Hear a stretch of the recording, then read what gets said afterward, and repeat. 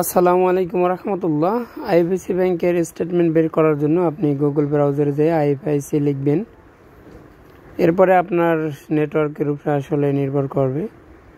এরপর এখানে আইএফআইসি ব্যাংকের যে মেইন যে তাদের ওয়েবসাইট, এটা আসার পরে এই যেটা আসলে ব্লিডিং হতে থাকে ডিজিটাল ফিচার, এখানে আমি সেলফ যে স্টেটমেন্ট থাকে এটা ক্লিক করার পরে এখানে লেখা আসবে যে ওটিপি দিন। তারপরে আপনার যে ভেরিফিকেশন করা যে মোবাইল নাম্বার, আসলে অ্যাকাউন্ট করার সময় যেই ফোন নাম্বারটা দিয়েছিলেন ওটা একটা ওটিপি যাবে।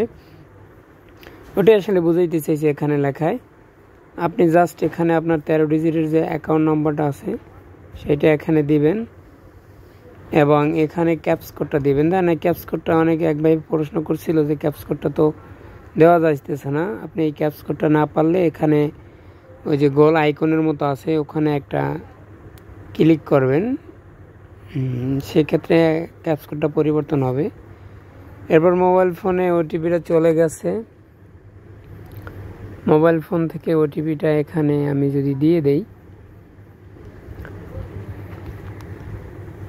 সেই ক্ষেত্রে ওটিপি দিয়ে দেওয়ার পরে যদি আমি শুধু সাবমিট করি, ওটিপি দেওয়ার সাবমিট করার সাথে সাথেই আমার যে ওইটা এসে এখানে 2 মাস দেখায় যে এটা এসে পড়েছে। আমি এটা ডাউনলোডে চাপ দিলাম, স্টার্ট, তারপরে ডাউনলোড হয়ে গেল। ওপেন ক্লিক দিলেই জাস্ট এখানে আবার সেম আপনার 13 ডিজিট অ্যাকাউন্ট নম্বরটা দিতে হবে। এরপরে এই যে